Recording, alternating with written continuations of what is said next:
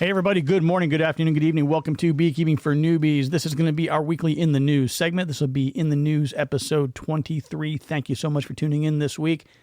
So we're going to kind of jump right in today, and we're going to talk about Hurricane Helene that came through a couple of weeks ago, really devastated the southeast. And with that, one of the big concerns that has popped up is with people getting stung by stinging insects, whether it's yellow jackets, honeybees, hornets, whatever it might be.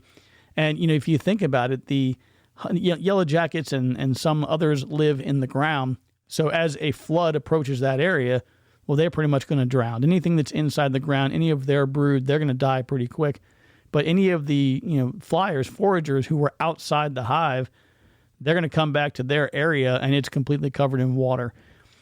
Honeybees, of course, they're usually trying to get into some kind of a cavity, whether it's a tree or a shed or an awning, or, maybe you've seen some fun videos online of people pulling them out of wash machines and dryers and suitcases and whatever things are kind of laying around, maybe a junkyard or somewhere maybe in an area that's maybe not disturbed very often. But anyway, this is going to create some concerns with a lot of displaced things that can sting. Now, I think about this and I'm thinking, well, if you had a bunch of bees that lived in a tree, and normally you think that that's a safe thing, right? You think, well, they're in the tree, they're in their safe space. These floods were absolutely insane. I heard a gal the other day telling her story, and she said that the area of the creek that she was standing next to, she said it was usually about 1.5 feet deep. She said before the hurricane even hit, they had so much rain, it was already at 9 feet. Even before the storm came through. But that's just talking about the depth. I mean, the sheer power was enough to lift up homes, take them downstream, tear them apart. I heard one woman say, yeah, that over there is where my house moved a little bit. The house behind mine right there, that came from like 2 miles upstream. So, I mean, it's just incredibly powerful.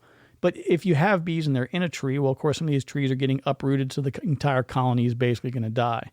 But the potential exists for a lot of these, stinging pollinators to be hanging out around anything nearby the area where they can, land. And people are coming in to do cleanup and salvage and recovery.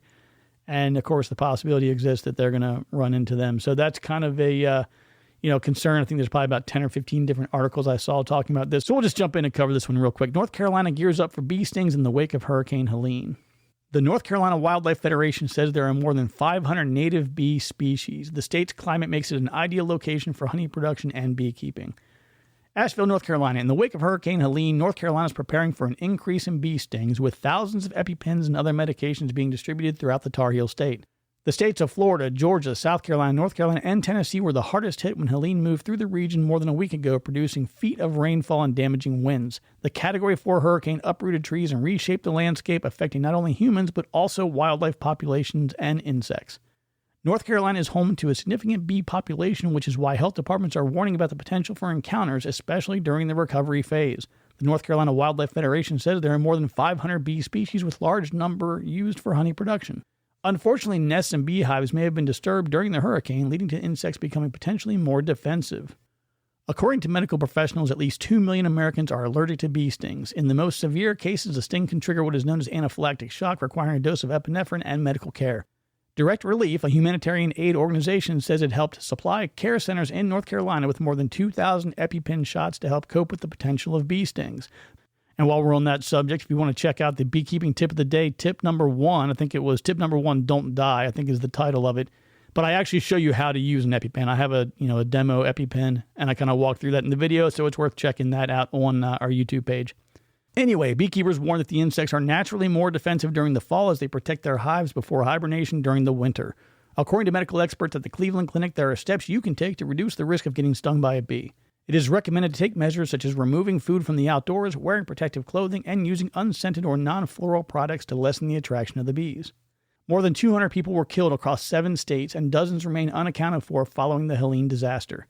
So far, authorities have not connected any of the fatalities to stings, of which the country usually sees around 100 per year. According to emergency managers, drownings and falling trees make up the majority of the storm's fatalities. Okay, so our next article comes to us out of Newcastle University in England. And the title is Stressed Bees Are Pessimistic Pollinators. Much like humans, bumblebees are likely to adopt a glass half empty mentality when under duress. And if you check out the article, again, all the articles are always linked in the news section of the Beekeeping for Newbies homepage. But there's a cool picture of this. It's a very close-up picture of this very angry-looking bee, so it's worth checking out. The bees are having a rough go of it. Declining populations, parasitic wasps, and continued environmental degradation would be stressful situations for any species, and the planet's vital pollinators appear to respond to pressure much like many humans do. New research published on October 9th in the Proceedings of the Royal Society Bee from a team at Newcastle University suggests that, just like us, bees are more likely to make pessimistic choices after being put through the ringer. To test what happens when bees are under duress, the team first trained 3 groups of the female worker bumblebees to identify and associate different colors with varying outcomes. A blue LED screen represented a location with a sweeter reward, while green indicated a less favorable water solution. Once the bees understood each color's reward amount, researchers then placed the groups in chambers with varying hues that fell in the spectrum between blue and green, then simulated a predatory attack for 2 groups, either by giving them a light shake or temporarily trapping them with a sponge-tipped robotic arm. Meanwhile, a 3rd group faced no outside stress to act as a control.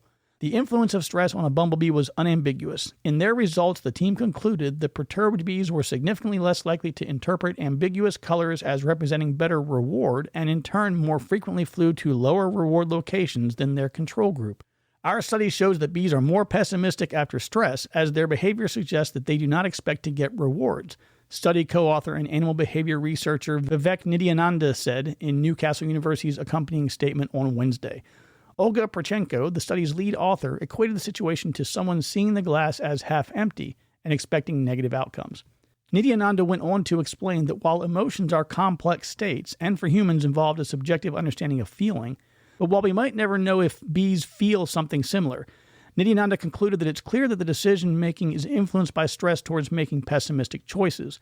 The study's results, according to Prochenko, suggest that states akin to emotion may be evolutionary conserved.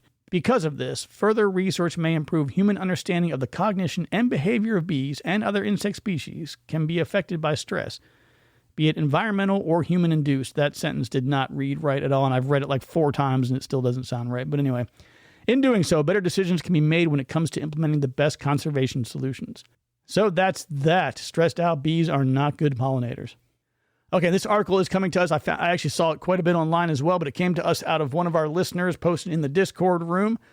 Anchorage hobbyist beekeeper working to find better ways to keep bees warm in winter. Out of Anchorage, Alaska. With the winter weather quickly approaching, Anchorage hobbyist beekeeper Tim Huffman has been developing an insulation system for his polystyrene beehive for the past few years in an attempt to keep his bees alive through the winter months. Bees create their own heat, Huffman explained. They vibrate their flight muscles, which creates friction, which creates heat, and they'll keep the inside of the hive 70 degrees all winter long. My job is to give them that kind of setup that preserves the heat. That involves extra insulation.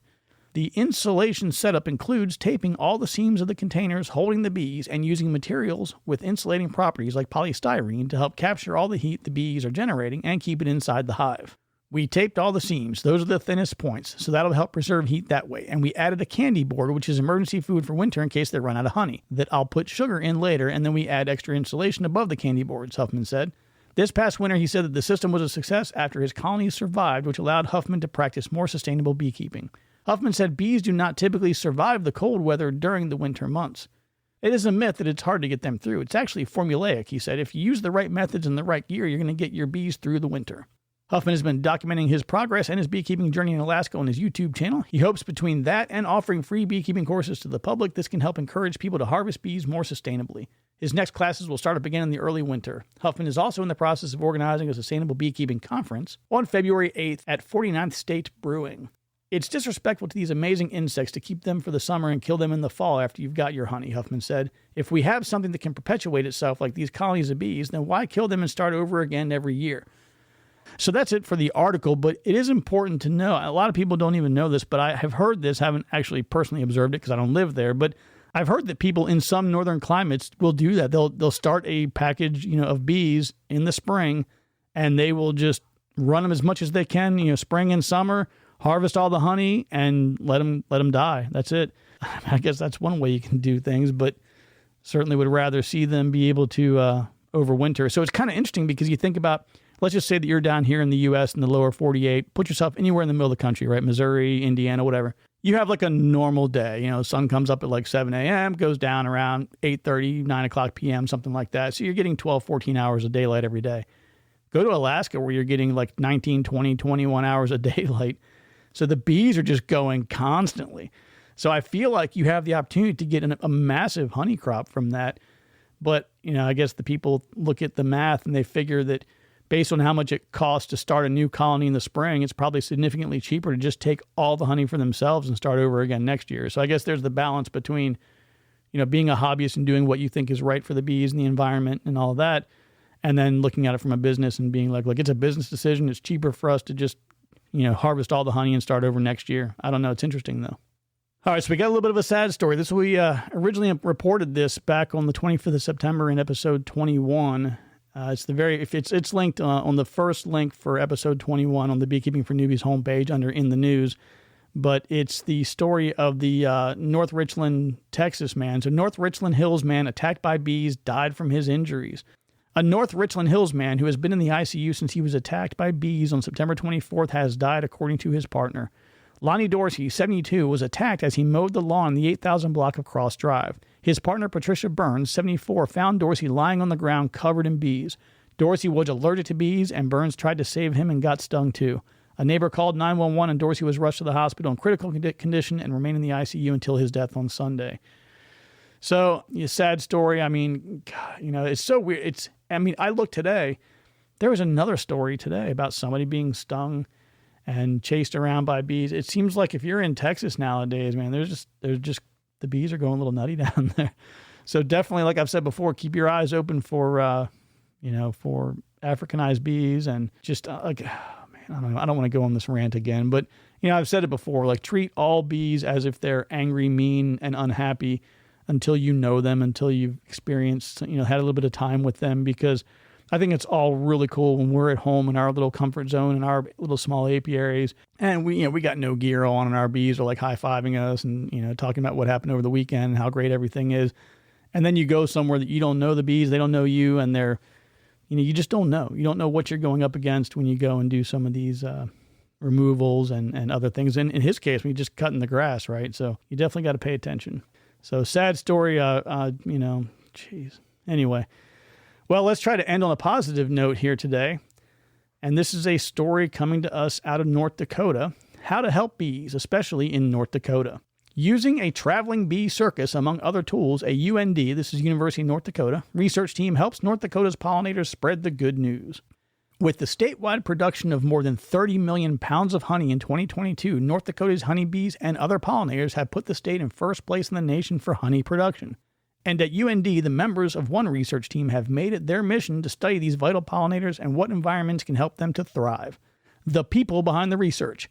Overseen by Heochi Zhang, Associate Professor of Earth Systems Science and Policy, a group of 5 researchers have focused their studies on the pollinators of North Dakota.